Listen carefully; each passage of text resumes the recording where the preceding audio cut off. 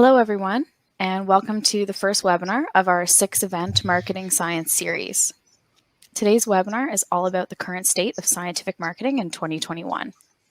Joining us today, we're very fortunate to have Elizabeth, Frankie, and Danny, all marketing experts from AZoNetwork, to share their insights and key industry findings. I'm Sarah McFarland from the events team here at Inside Scientific, and I'm very pleased to be your host for today's event. Now, before we get started, I'm just going to go over a couple housekeeping notes to help you get the most out of today's webinar. So first, this webinar is being recorded and resources will be made available following the event. We want you to take full advantage of this interactive webinar, so please send questions, thoughts, and comments to us via the private chat and the Q&A tabs at any time.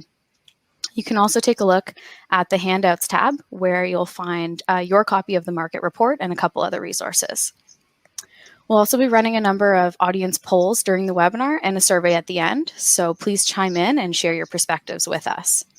And finally, if you do happen to experience any technical issues during the event, the easy fix tends to be a simple refresh of the webinar auditorium by refreshing your browser. However, if this doesn't work and you continue to have issues, just use the Q&A box or the chat box to communicate your issue with our team, and we'll help to get you back up and running. And now, without further delay, I would like to welcome Elizabeth. Elizabeth, the floor is yours whenever you're ready. Great. Thank you, Sarah, for the introduction and for hosting today. And thank you to everyone for joining us. As Sarah mentioned, please do pop in any questions you have into that Q&A tab. We will be going through those at the end and possibly throughout the webinar as well. So really looking forward to engaging with everybody. So just to start us off, I'm going to go through a quick agenda of what to expect today. So firstly, we're going to go into a little bit of a background on the survey that we ran and a little bit of background into who took our survey. We will go into some of the survey results, including marketing trends in a number of areas. We'll go into some insights into the sales and customer journey. Of course, we will address the impact of COVID-19 on science marketing over the last year, and then go into a little bit of an outlook for 2021 and talk about marketing goals, priorities, and challenges in the science marketing space. And then, of course, a conclusion where, again, we will answer some of the questions that you pop in that Q&A. So I'm going to hand it over to Frankie going to go through a little bit of an overview of who took the survey. So we did have over 120 different participants who participated in our survey that we ran just at the end of 2020. And we had participants from a range of company sizes, all the way from small companies, 1 to 10 employees, all the way up to over 500. We also surveyed a range of industries, including manufacturing, life science, academia, materials testing, healthcare, and quite a few others. And of course, most people who took the survey were marketing professionals of some sort, but we also had participation from the C-suite, so a number of executives like CTOs, CMOs, and CEOs, as well as some operations professionals and those who work in project management and product management as well. So I am going to hand it over to Frankie now to talk through some marketing technology trends. Brilliant. Thank you, Elizabeth. And thanks to everybody here today. Great to be here today. So one of the questions that we asked in the survey was, which marketing technologies do you use? As you can see there, we've got a range of marketing technologies in use. But actually, just before we crack on with that, I just want to launch a quick poll to see, well, as you can see, CRM is if I start polling there, CRM is actually the most widely used marketing technology. So I'm just going to launch a poll to see which CRMs do we use. So interestingly, a couple of years ago when we ran a similar survey, it was Salesforce that was around about 25% of the market share, which was actually the leading share, and it looks like it is today as well. It's good to see that that's ticking up now. It's around about 40% at the minute, so we'll let that poll run its course. I've also got another follow-up poll, so good to just get you warmed up with a couple of polls and a bit of interactivity first. But I think this slide in particular shows that people are becoming even more embedded with the various different technological options and the features and functions of all the different softwares and platforms out there. I think In particular, if it sort of speaks to I think there's a famous slide called the MarTech 5000, which is now the MarTech 8000. So you can see how much the marketing technology landscape has increased even over the last 3 years, over the last 8 years. There's 8,000 different software and technologies that allow you to do your job as a marketer better. Even just over the sort of 12 broad categories that we've got here that allow you to implement certain tactics of your strategy. It's impossible to know everything across all of those. To use us as an example, we have our specialties, but we're generalists in terms of marketing capability. We understand how things work and fit together. But if I want more information about SEO tools, I'll go to an SEO specialist who will be able to walk me through Google Keyword Planner, Moz, or tools like SEMrush, things like that. Similarly, for webinars, we'd go to Inside Scientific, Sarah and the team, where we'd get more of an in-depth knowledge as to the ins and outs as to how to get the most out of our webinar platforms. And the same goes for CRM as well. We've got specialist consultancy guys and Salesforce guys that we'd go to. So we know how the CRMs work, but we'd actually go to them if we've got specific technical or architectural issues or problems that we need to solve. But either way, so just looking at the polls there, so Salesforce is in the lead with about 36%. So again, it's probably grown a bit more in terms of market leadership. HubSpot is at 8%. I don't know if you guys can see the overall results there. Microsoft Dynamics is around about 8%, Insightly 7%. So there's a bit of a long tail there on other platforms that we have available. But it's interesting to see that Salesforce is still leading the way. Salesforce, by the way, a bit of a misnomer. It does so much more than just a Sales Cloud CRM. This is actually quite a point right now is that people don't actually know what they don't know. So lots of people who are unconsciously incompetent out there who don't know the full extent as to what these platforms can offer them. And you're thinking about the sort of the C-suite who've been around in industry for a long time. They don't realize that Salesforce has got CPQ, it's got Marketing Cloud, it's got Service Cloud, it's got Work.com. There's loads of functionality that you can do. It's even you can customize it so that you can have your workflow and your operations in there. So it is an ERP. You just need to do the research and understand how to use it. And it goes the same across whether you're Salesforce, Microsoft, HubSpot. All these platforms are all competing with each other on a global scale now for market share of companies to help them grow. But it's fascinating. So do a bit of research around what these platforms can do for you. And it's amazing how that fits in with the solutions that you need. So just moving on now to look at that. Some of the top tips that we've seen, if you don't own a CRM right now, then we'd strongly recommend you getting to grips with one. If you do own a CRM, I'd do some extra research into seeing how else it can help you in your other business processes, because they all have an in-depth infrastructure of platforms and how that can help your business solve the problems that you face on a day-to-day basis. More specifically for the marketing side of things, we're seeing a huge uptick in webinars, video creation, and visual content that's going to engage people. So we actually had 5 webinar inquiries last week. People looking to engage their audience. They're really good ways of having people meet, having people engage with you, and you can even get to grips with a few polls and more interactive features in that way. And the third tip is investing in SEO tools. So what do people do when they can't go anywhere? You look at your own shop window. Your own website is your own digital web presence. So how do you increase the number of keywords and the number of relevant searches for people finding the solutions to their problems? So with that, I'm just going to pass it on to Danny, who's going to talk a bit more about the social media side of things. Cheers, Frankie. Thank you for the introduction. Great to be here today.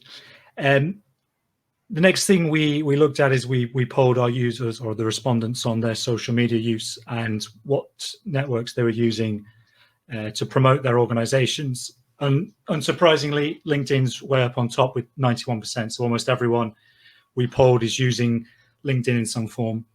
And if we were to run, and when we do run a similar survey later on in the year, when we speak to sort of target audiences, I'm sure we're going to see a similar result. So we've got this huge audience available on LinkedIn, and with that, we've got some great opportunities. So if we go back to thinking really what B2B social media marketing is, first and foremost, it's about branding and how your organization is perceived in the digital world. So it's like when you're networking in sort of face-to-face events, you're going on LinkedIn to build relationships, to gain trust in yourself and the businesses that you're representing. You want to grow your network, and you have the opportunities to offer your expertise where appropriate, and also to learn from others. Now, these things are all much easier to achieve on LinkedIn if you're using your personal profiles as opposed to your business pages. So we were discussing recently between us at AZO about this sort of combined network of the team, just with the sales and marketing. And frankly, I think we worked out at around 10,000 people. Is that right? Well, it was before you two joined. I think it might be a bit more now. 12,000, should we say? Yeah. So that's 12,000 people just amongst a fairly normal sized sales and marketing team, with an audience that's going to be really relevant to what it is that you're trying to achieve as a business. So we've been thinking about ways in which we can incentivize our sales guys to use LinkedIn more effectively, and how we can use that online presence of the individual to grow the organization's online presence. So we thought about things such as, and these are tips that anyone can use, so setting goals of connecting with X amount of people within a certain industry each week, or ensuring that we're allocating 15 minutes a day to engage with our networks, to offer expertise where appropriate, like I said earlier, and to really use these goals as with the intention of building our networks and increasing our engagement levels, rather than thinking of LinkedIn as like the immediate sales channel. So it's a long-term strategy, like it would be when you go to events and you're building networking relationships that you hope will last a long time. Can't do that at the moment. So using LinkedIn to build relationships and gain that trust is a really effective strategy, and one that we'll certainly be doing a lot more of over the next year. The other social media tip that we looked at is, or that we're going to just quickly touch on, is thinking about our paid social strategy. So on the next slide, if I just skip over, there we go. So we've got a 21% increase in overall social media use, mainly down to the pandemic. But with that, that's going to present a huge opportunity. Again, the audiences are growing all the time. There's new channels coming all the time, and there's more opportunity to reach those people. So as long as we think about the fact that people are using social media to usually to kill some time or be entertained, and not to be sold to, and that we develop content that reflects that, then we can really make the most of using social ads. So I find that they're most effective in B2B for top of the funnel content that showcases your brand in a positive light and begins to start the conversations, as opposed to advertising about just your latest product. And it's not just about LinkedIn. So a recent example from us at AZO again is we've been running Facebook and Instagram campaigns to promote the Marketing Science podcast, which we started last year. We've identified that the potential listeners are more likely to be looking for a new podcast during their commutes, if they're still commuting, or in their free time, as opposed to during the working day. So we're aiming to connect with people on the channels that they're more frequently used out of the office, and not the ones which they're using during the day at work. So that's the strategy that we're trying at the moment. In B2B, there's always a big focus on LinkedIn, rightly, but the other channels aren't to be forgotten. And it's just worth remembering that with that is that you're trying to connect with people within the business not the businesses itself. So that's where Facebook, LinkedIn, Facebook, Instagram, Twitter, these can all be effective networks in which to find your target audience. And the final tip that we'll just quickly look at is with video. So big trend here, 59% using YouTube, which is great. YouTube's amazing for, video in general is amazing for showcasing complex, communicating complexity in a more visual way.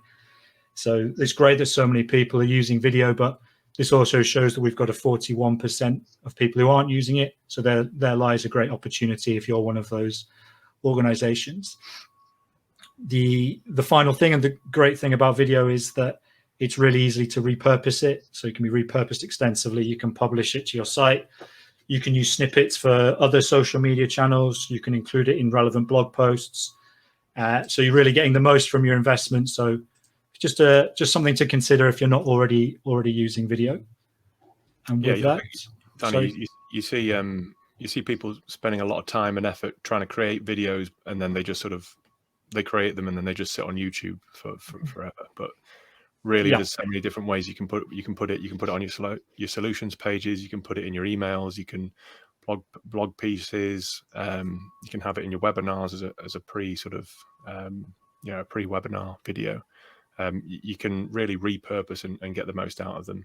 But they're a big they're really big investment. But the reason they're a big investment is because they're so effective, and the impact they can have, it can be really, really high. So if you're going to make that investment, make sure you're getting the most out of it, and like we say, repurpose it extensively, and you'll see better returns for. And you don't need Super Bowl budgets, like 5 million for a 30-second video. You can actually reach your audience on a very micro-targeted level through YouTube marketing. Yeah, absolutely. Very true. So next we're going to go into some trends related to trade shows and virtual events. So we couldn't run this survey without talking a little bit about virtual events and trade shows. And I'm sure plenty of the people in attendance have either had a trade show canceled or turned into a virtual format. So 62% of our survey respondents did attend a virtual trade show in 2020. The thing we were very interested to see was that out of those people who did attend a trade show, a virtual trade show, 85% found them less effective than face-to-face events. So it's a little bit disappointing to see, but at the same time, not overly surprising, being that a lot of event providers had to pivot very quickly to a virtual format in 2020 and didn't have a ton of time to maybe establish best practices through the year. And didn't have a lot of time to even explore some of the features that are out there and all the platforms that are developing now. I think that means there's a great opportunity, though, as we move into 2021 and beyond, to really establish some of those best practices and really find out what works well for a virtual event format, and also to remember that a virtual event's never going to exactly replicate a face-to-face event. And so just finding ways to really make good use of the technology that is available for virtual events. In that same vein, 48% are still likely to attend some form of virtual event in 2021. So even though a lot of people may have found them less effective, most people are still planning to attend. So people are still willing to give them a chance. So that brings me on nicely to some tips for virtual event hosts and for exhibitors and attendees moving into 2021. So we've been to a few events ourselves. We've also talked to a lot of both event providers and people who attended events. So one of the features that we've really enjoyed was AI facilitated matchmaking. So that's basically online dating, but for virtual events. So you fill out a profile with your interests, your area of expertise.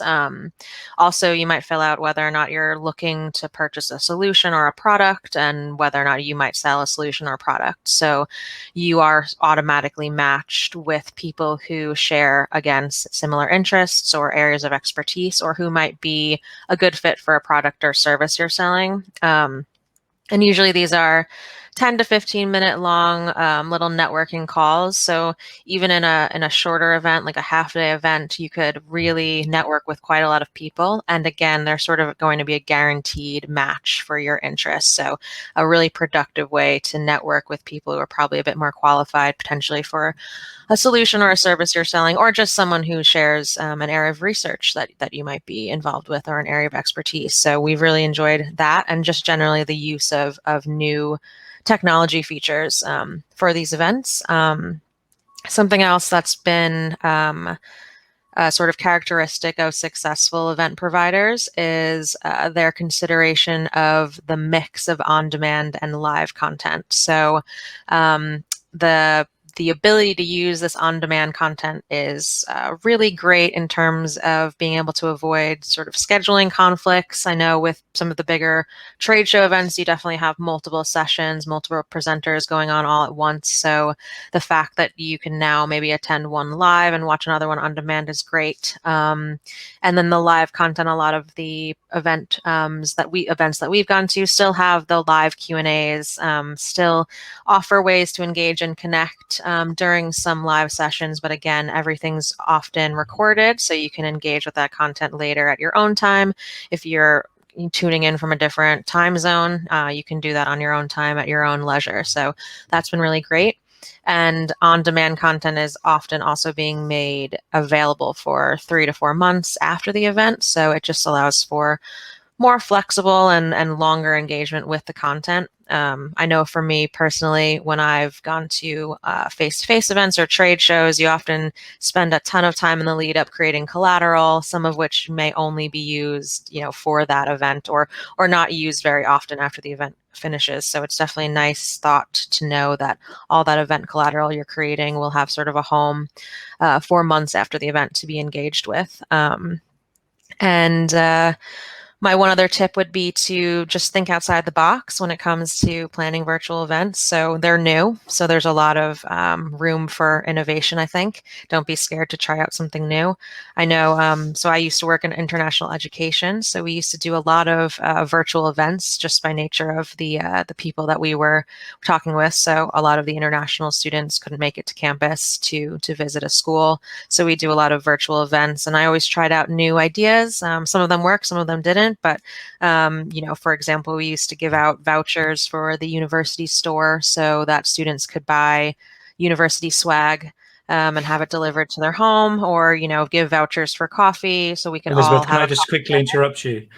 Yes, so of course. I know we talked about swag yesterday, and I showed my ignorance by not knowing what it was. But just for any of the audience who, like me, is in the unknown, could you just clarify what swag is? Of course, swag, I assume, is probably maybe a more American term. So it's just generally, merchandise, or I guess you guys would call it merch here.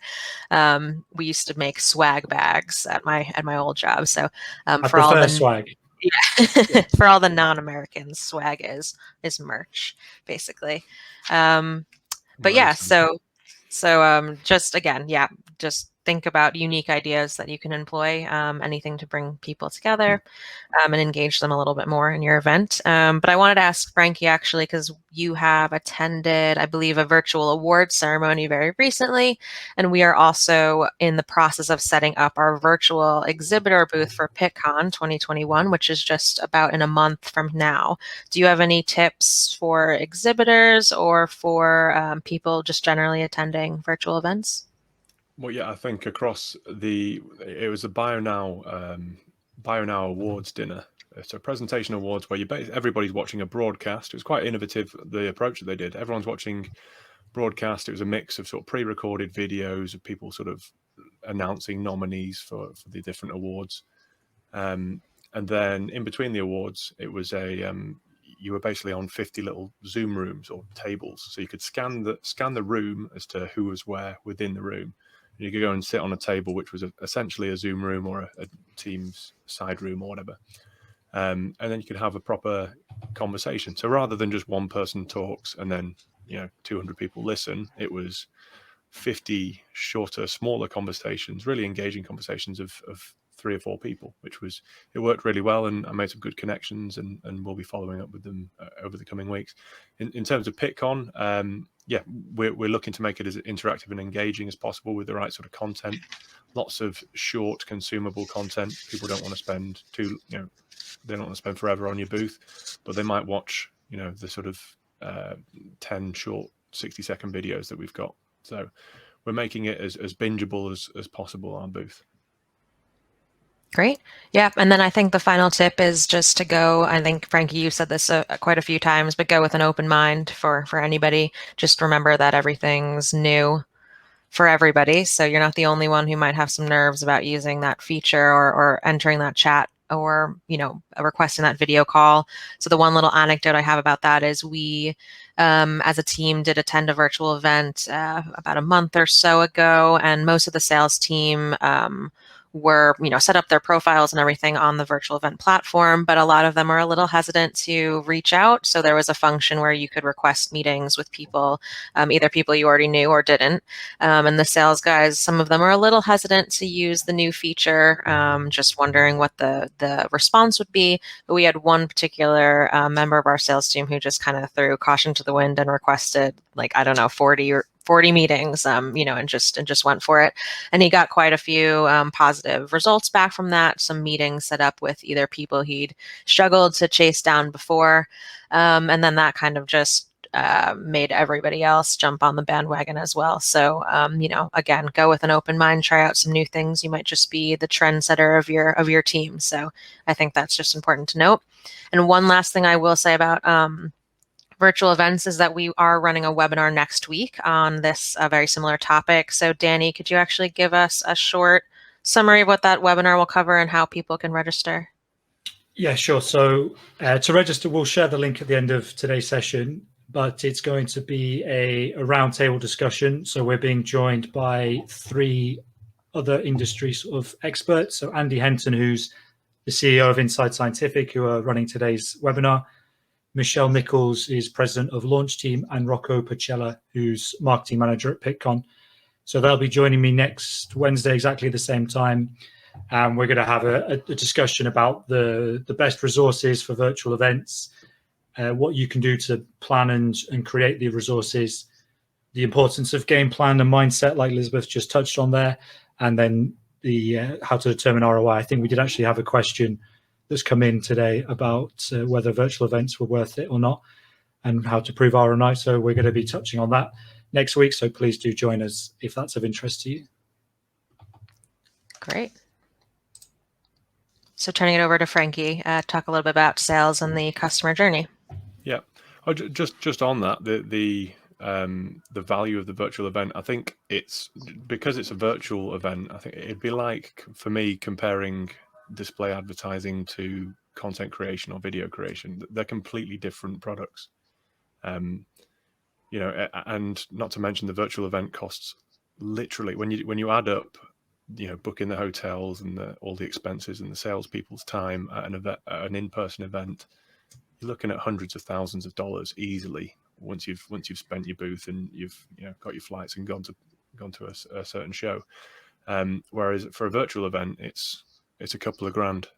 So I think I find it ridiculous that people are comparing them directly as if they're apples and apples, when really it's apples and oranges. But maybe that's just me. Cool. I just wanted to, before I move on with this slide, we've got another poll left, and I just wanted to encourage people, the Q&A part in your control panel there. So if you've got any questions, please do feed them through. We've had a couple come through there. So I'm just going to launch another poll on lead scoring, because we're going to talk about lead generation and aligning sales and marketing. So hopefully that should be launching now. About, are you currently doing lead scoring? So the options are yes, no, and don't know. So that's starting to come through now. Good. Because this is an important part of it, and it all ties in with systematic lead nurturing and, of course, aligning sales and marketing and working on that ever harmonious relationship between the two. So interestingly, we're seeing 52% of people aren't doing lead scoring, 13% don't know, and 36% are doing it. So that's pretty valuable insight there. Of course, lead scoring ties into any marketing automation platform and some of the analytics platforms as well. I'll touch upon how we go about best practice there in a second. So I'm just going to jump on one slide here. We asked the question, what percentage of your leads are SQLs? And we've got 17% of people, of marketing managers that is, are passing through 1 in 10 leads as sales qualified. I think it's important that we look at this question in context in relation to the overall sales funnel. So coming back to the sales funnel, the famous stat that we all know, that only 3% of your audience is ready to buy at one stage, at any stage in the buyer's journey. So we've got 17% of scientific marketers passing fewer than 1 in 10 leads through as SQLs. So whilst 17% there are more or less in the right ballpark, I'd say 83% of marketers are passing through far too many leads as SQLs. There's even 30% of those weren't even sure about what numbers they were passing through. So I think if you're not sure, then the answer is you don't know, and it's probably you're passing all of them through. There was a McKinsey study recently that sales leaders now value digital marketing, digital channels as twice as important as they were pre-pandemic. So if you've got your top 10% of leads, so your 1 in 10 that you are passing or are in the sales process and they are sales qualified lead, it begs the question, what are you doing with the other 90% of leads who aren't quite ready for that conversation just yet? And the answer for me is lead scoring. So as there's various different touch points along this customer journey. So and it's not a linear process. It can certainly be multi-channel process, but I'm trying to think of the last time I bought a car. The first place I went to was Google. I Googled the make, the model, and I came across a few review websites, and then I've gone onto the manufacturer's site, and then I've been cookied, and then I've clicked on a social media advert, and I've had a look at it there. So there's constant touch points where I've been along my buyer's journey, and then eventually I've gone into the showroom and bought the car.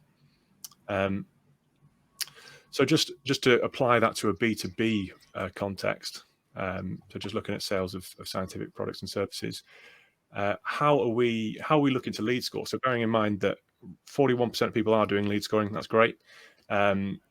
We tend to do it in 2 main pillars. So there's explicit characteristic data and intrinsic behavioral data. So the characteristic data would be things like location, job title, size of company. So location, is it UK or EU? They tend to be our best markets, so we'll score those higher.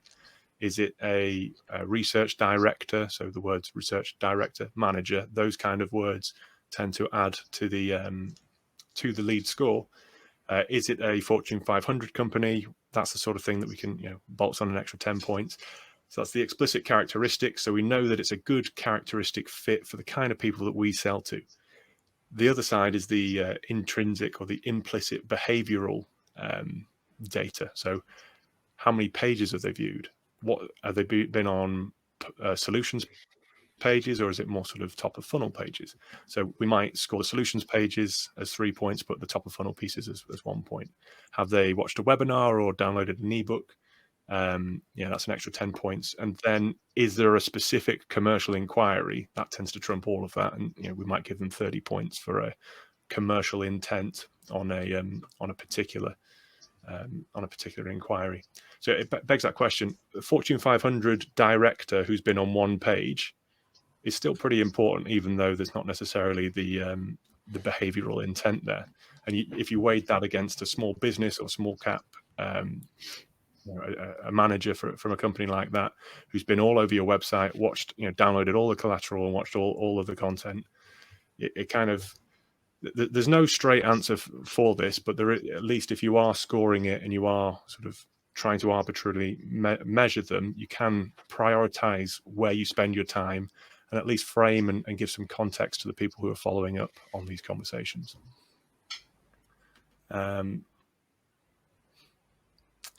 So I think that was, Yeah, 30% of that. Actually, I just wanted to actually build on that. Sorry, with our own, using a real life example from our own sales team. So we get around 5,000 leads per year.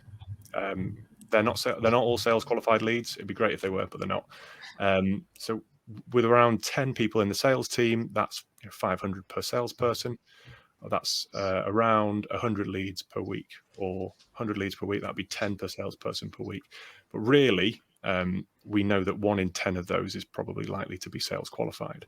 So in fact, that's 1 sales qualified lead per salesperson per week, which is, it means that they're able to put more effort into the leads that you do pass through, as opposed to, just being overwhelmed with you passing all of your leads through. And then that way that then they're not doing their best job, their best work on the leads that require the most priority.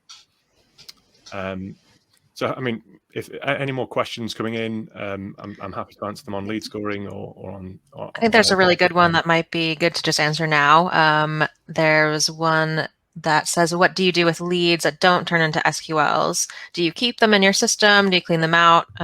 So I think that's an interesting one to maybe address now, if you have an answer, Frankie. Yeah, that's a good question. Leads that don't turn into SQLs, I'd keep them and send them to lead nurture. So, stat 3% of your audience are ready to buy, 97% aren't ready to buy. So there's a big journey, and it's one of the parts of AZoIntel, the analytical software that we've built, is you're able to see that these visitors that they go through, that they'll download several ebooks, they'll watch a lot of webinars, they'll watch your videos, and that they are still there. So they're still educating themselves, and eventually, once the need does arise, or once the CEO turns around and says, "Oh, can you go and get us some lead generation software?" Then we're going to be the first people that they think of. Yeah, I think that's a good point. And I know something we didn't address here, but we did ask our participants about the average product order value, and as well about their average sales cycle length. And so we had quite a number of participants who, were around 12 months of a sales cycle, and who were selling equipment worth, $500,000 to $1 million. So certainly it could be a very long sort of nurturing period where you don't necessarily want to just discard anyone who doesn't become an SQL really quickly, I think. Yeah, indeed. We've got another question here about virtual events, whether they're still effective at all. She says, I think it's obvious they would be less effective, but are they worth it? I'd say again, it's the cost benefit. We might spend 100,000 all told, like going to an event, whereas if you're spending 2,000 to do a virtual event, and you say you get, if you get 200 leads, or maybe not 200 leads, but if you get 100 leads from a virtual event at $2,000, then the maths is pretty obvious. I think $20 a lead, yes. So it comes down to what your expectations are. I think if you do what you've always done, you'll get what you've always got, comes to mind here. So I think you've got to sort of be willing to take that experiment and give it a go. Yeah, just to add to that, I think mindset's everything, isn't it? With virtual events, it's not the same as going to a face-to-face. But if you go in with the mindset of that, you're going to put yourself out to try the new things. You're going to call those meetings with people. You're going to engage with whatever's going on networking wise at the virtual events. Then you'll get more out of it than if you're sat at your computer, but you're also replying to emails, or you've got your company chat on the other computer or whatever. So if you have a good mindset, then you'll get better results, I believe. Well said. Mindset's everything. I'm never afraid to make a fool of myself. What's the worst that's going to happen? Sat in your basement, just saying hello to people. That's a good way to think of it. Right. So yeah, please, some great questions coming in. Please keep them coming. And if we've got time at the end, there's a poll that I forgot to do, but we'll see if we can get to that by the end. But now, without further ado, we couldn't get through the whole presentation without mentioning the C word. So Danny, you're up. Which C word? So yeah, then we asked questions about COVID-19. It would have been pointless doing this survey without addressing what was a massive massively impactful event on every market in the world. So we're still in lockdown in the UK, and it's almost a year now since the first lockdown happened. So the first question we asked about the impact, and you can see in this word cloud here some of the sort of recurring themes that came out from people's replies. Doesn't seem like it's been a year. It seems like it's been a lot longer, but hopefully the rollout of vaccines will be happening much quicker, and we'll be back to some sort of normal soon. So yeah, we wanted to grasp the impact, and you can see from the slide here, unsurprisingly, 49% stated they have been highly impacted, 42 had been impacted in some way. So interestingly, several respondents stated that attending conferences was their sole source of lead generation. And we were talking amongst ourselves yesterday about what the equivalent would be for AZO to losing that. And for a digital publisher and digital marketing provider, it would be like the world's servers stopping overnight and us losing the access to the internet. Our business would be completely turned around. So the impact of COVID to some businesses has been absolutely enormous, and how you react to that is obviously was going to have a big say in the year you've had.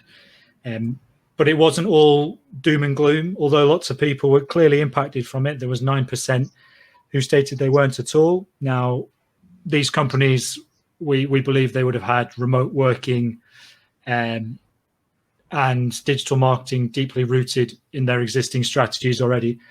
And as a result, we've seen some increases in sales on the right-hand side there. So 29% of respondents indicated they'd seen an increase in sales, which is great. Could be down to the companies that are able to pivot quickly in terms of how they work, how their teams work, and how they market their products, and also due to the increase in demand for specific products, especially within healthcare. Now, the impact of COVID is obviously huge, and it's sped up a transition that was happening sort of organically anyway to a more mobile and more digital workforce. And whilst this has obvious challenges for directors, heads of marketing, heads of departments, there's also lots of possibilities. And so I'm just going to quote one of the respondents we actually got back that said, we previously relied almost entirely on trade shows and conferences. Ouch.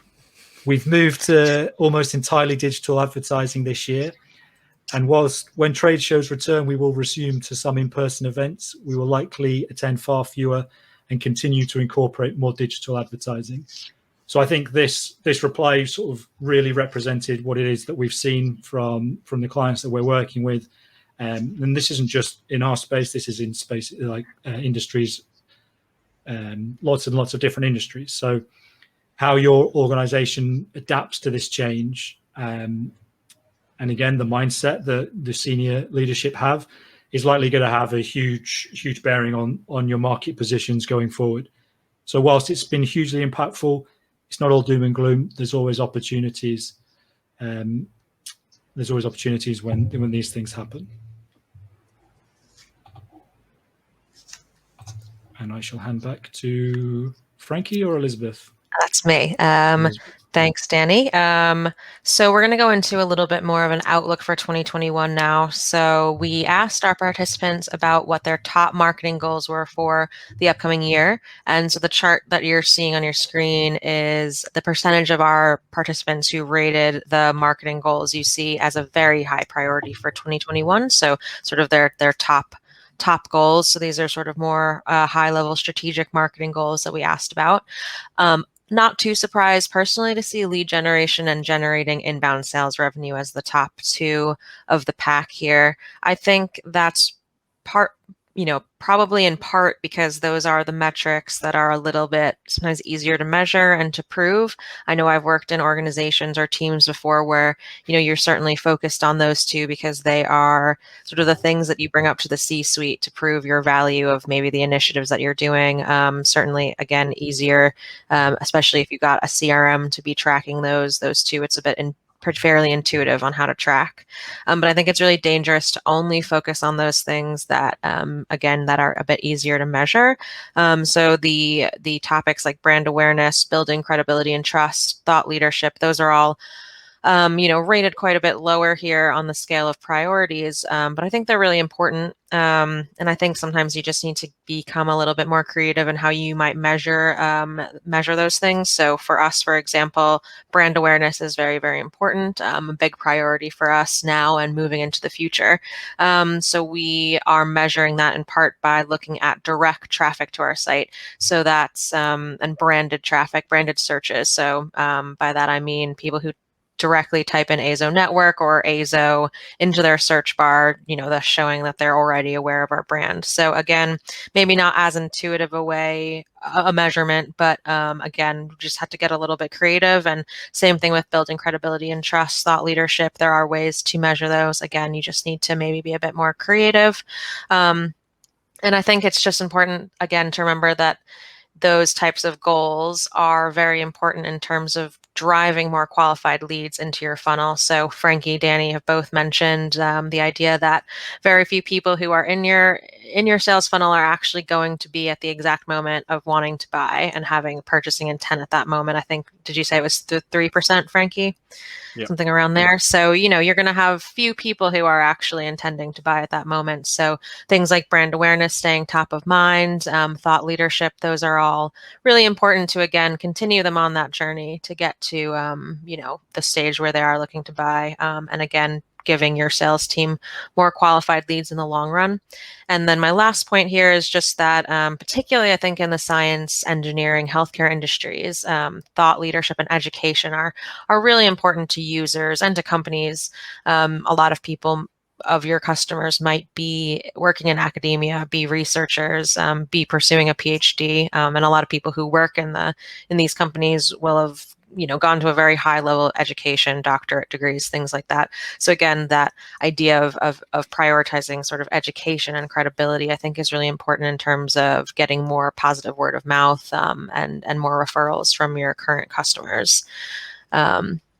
So just going to move on back to some more priorities for 2021. So I think that's you, Frankie. It is, yeah. So yeah, on the right hand side there, I think that about focusing, again, it comes back to what you were saying, building credibility, trust, thought leadership, brand awareness. It's, who do you want to be? Do you want to be the go-to experts in your industry? Not just about products. I mean, yeah, the products will come, but you take care of the brand awareness and the thought leadership, and the commercial intent will naturally follow. Whether you're doing a social media post or whether it's your email subject line, let's not make it a product feature bash type line. Let's make it about how we're solving problems for you, Mr. Customer. Not that you've got 3 widgets on your new box. It's how does it help you do your job better, faster time, more accurate, more reliability in terms of results. That's what people care about. So whether it's an email subject line, social media, whether it's content, whether it's a webinar, let's move away from the product focused feature bash and stick to educational and storytelling as well. So the marketing priorities that we've seen, I think we've got content creation there is the top with 74% ranking it as a high or very high priority. Email never really dies. It just keeps going. It's been around for a good 30 odd years. But it's a very effective way still of interacting and engaging with your audience. But that's provided that you respect their email address, you respect their data, and only contact them as and when you have something relevant to what they've told you they're interested in. So SEO, again, coming to this shop window side of things, more and more people are taking care of their own websites and getting their own house in order. Interestingly, webinars and video, which I think, Danny, you touching on that shortly. So it's probably a good time to hand off to you. Before we do, podcasts, interestingly, something that are coming up from the rear, 11% of people looking at podcasts, which is great to see because people are going to be talking in and around their subject areas, and it fits right in with that building brand awareness and thought leadership. So just hand over to you, Danny. Cheers, Frankie. I think you touched on it earlier about the complexity of keeping up to date with all the different marketing technologies that are coming around consistently. And it's hard enough when you're a member of a larger team. If you're a sort of a single marketer or a single marketing department, like I've been in the past, Frankie, I know you have in the past as well, then it's impossible to keep up to date with all the changes and to execute every single tactic. It's just not feasible. And I think that's reflected here in the tactics that our respondents are finding the most challenging. Webinars and video 44%, SEO 38%.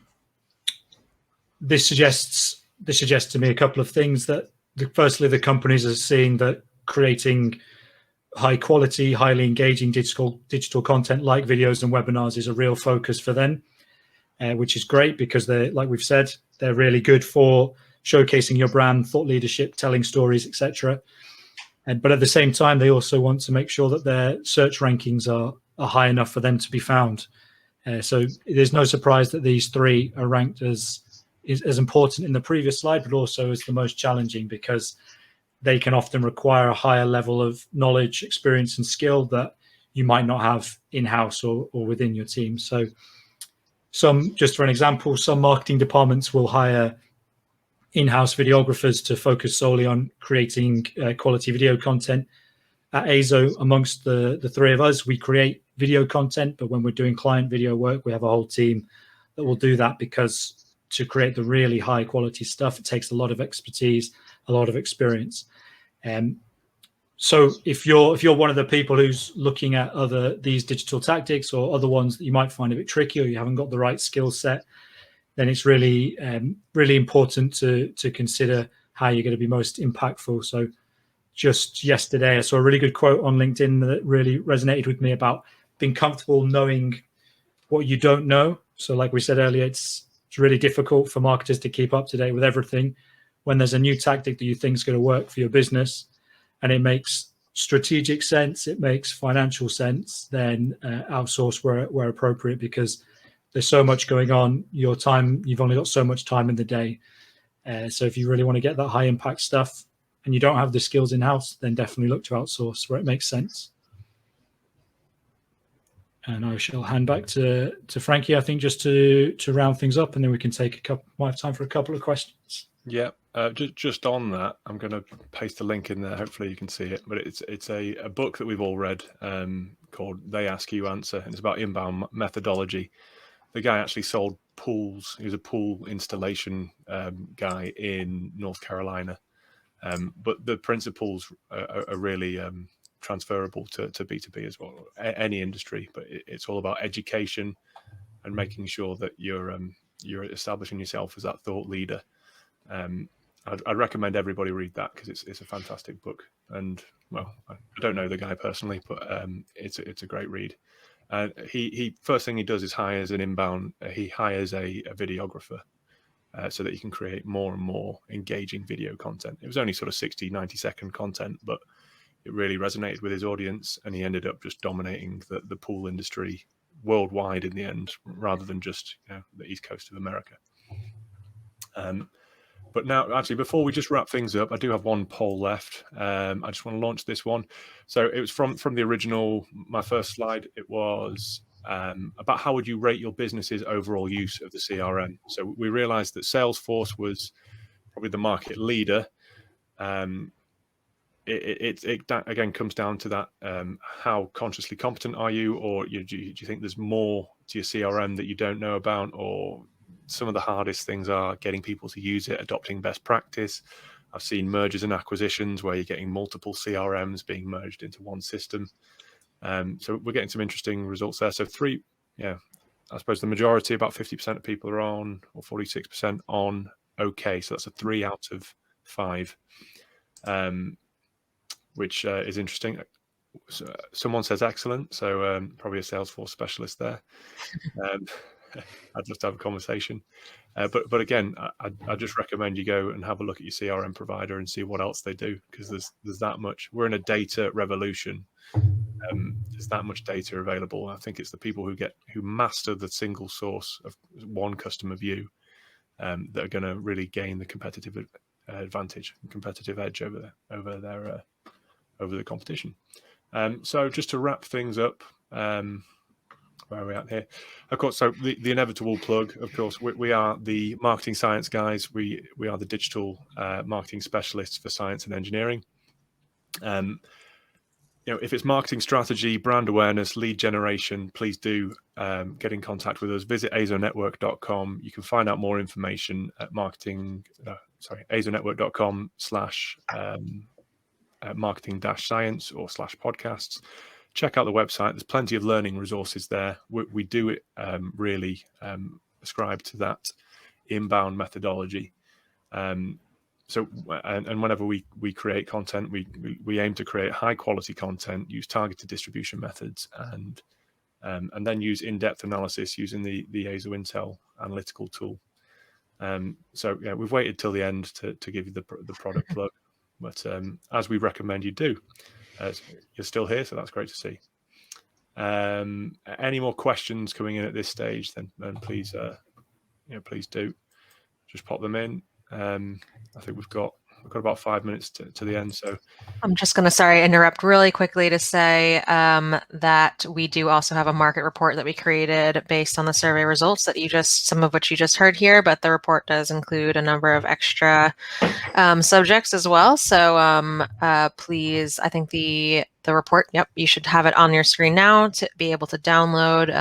No form fills needed for that. It should be in the handout section as well, and it is on our website. So if you are interested in having this in an ebook form, please go ahead and download that. Cool. I'm just going to tackle a couple of these questions quickly. I think if we've got time for. So Joseph's question was, I'm puzzled by the site redesign priority. Seems to me that you do this if you have no other ideas. Any thoughts? You might do a site redesign if you have no other ideas, or you might do it because you're changing or updating your whole digital strategy. So your website, as well as being the sort of shop window of your organization, is also the hub of where you have all your digital content. You own it. It's not owned by a social media platform. It's yours. So site redesign could be a priority if you're really trying to up your digital game and your current website isn't optimized for converting visitors into subscribers or into customers long term. So that might be a reason why people would look at a site redesign if they're looking to update their digital strategy overall. And there were just a couple about social media. I don't know if either of you guys have any other comments on that one. No, I think that's it. There's a good one, a short one here. Actually, well, first I wanted to say we are going to have this on demand. So if anyone needs to pop out, I know that we're coming close to an hour, but we might answer a few more questions. If you want to watch this on demand to hear anything you've missed, you'll be able to do that on our website once we upload. But I think there was a good quick question about webinar platforms. Which platforms do we personally use? So we're on one called Big Marker at the moment, but we have also used GoToWebinar. I've personally used Zoom in the past. Do you guys have any? I know, Danny, you wrote a really great blog post actually about different webinar platforms. Do you have any? Yeah, so I think the last time we did a webinar, we polled what people were using. It did tend to be Zoom, GoToWebinar were the two main ones. On24 is popular. Frankie, any others that you can think of off the top of your head? We had a whole list of ones we tried out, and but yeah, it was all the research in the blog post. Yeah. So I prefer to use your good self there. If you want a better answer, then head over to the website and you can see what we wrote just before Christmas. I've just found all the questions now, so I'm still getting used to Big Market. It is a good platform, by the way. I think you've just got to pick one and stick to it. Small business. There's one for smaller businesses with budgets the size of an atom. Scientific reference. What are some good entry-level CRM, marketing cloud, and automation solutions? I think from what my experience is, I think HubSpot's pretty solid. They've built the whole thing around being able to scale with you, and that's kind of their scale with HubSpot. That's probably if you're a smaller business, a smaller budget, that's the one I'd recommend. What else is that? Have you seen a much longer lifespan of a lead before they actually buy? How have you been able to get around this or speed things up? If so, yeah, I think the longest lead I've said, so I've been with AZO for 8 years. I've seen a 7-year lead before, someone that we contacted, 7 years ago, and then it took them 7 years to Well, it's a mindset thing, really, isn't it? It's they weren't in the space. Maybe the leadership didn't believe in inbound marketing or digital marketing. So it can take a very long time, certainly in digital marketing for us. But I know, Elizabeth, one of the slides, or in fact, it's in the market report about length of sales cycle. Yes. And it's not uncommon for it to be 12 months plus when we're talking I think, about. yeah, I think the most common was 7 to 12 months, but quite a few even listing 24 plus. So, over 2 years. So definitely, you can definitely see pretty lengthy sales cycles there. Yeah. There's just a couple of similar questions, Frankie. I know we're running out of time, from Emily and Dario, asking about types of social content. So just very quickly, a couple of tips for LinkedIn. Best to use native content. So rather than posting lots of links going off to other sites, upload your videos so it's stored locally with LinkedIn, so people aren't leaving the site when they click on the links. And the other quick tip about working out what's the best content for your social channels is, if you've got a sales team, speak to your sales team, see what the questions they're fielding regularly from clients, and even better, if you can speak and interview clients, find out how they research things, the sort of things they engage with, and then make your strategy around that. That's the best piece of advice I could give. Yeah. And there's one about, for social media, do you find infographics and GIFs more effective than image or text posts? I'd say, the videos on LinkedIn or videos on Twitter that autoplay, I think the sort of stop scroll strategy is one to aim for there. And just keep your messaging short, but make it impactful. I think infographics are perfect for that as well. Maybe it's a video of an infographic, maybe you're scrolling around it or cycling through. But that's our role as marketers, to get creative, figure out what works, and then and try little experiments and double down on the ones that do. There's just another question here from Inez about, should we focus on mobile or desktop? The answer is both. Really focus on one or the other. It's so important now that your website's optimized for mobile. And that's not just your website, but everything that's on your website. So the videos, the blog pieces, everything needs to be optimized for mobile now, because that's where people are spending their time. Yeah, I can't remember now the exact stats, but I know I did read some things, but particularly over COVID, the mobile usage and how many people who are using mobile to really research on their sales journey was really, really increased. I think more and more people at home, maybe not using their work computers to do things. So certainly something really important to focus on both. Excellent. So any more questions coming in? If we haven't got to your question, we'll go through all of the questions by the end and make sure that we've gone over them with a fine-tooth comb. Thank you to everybody who's participated. And I think, there's some nice feedback there. If you've got any feedback for us, please do get in touch as well. Of course, if you need any help with any of your aspects of reaching scientists, engineers, healthcare professionals, we recently hit 100 million page views the other day across the network, so we can dice that audience up into whichever way you'd like. Oh, and don't forget to sign up for next week's webinar on using content to leverage virtual events.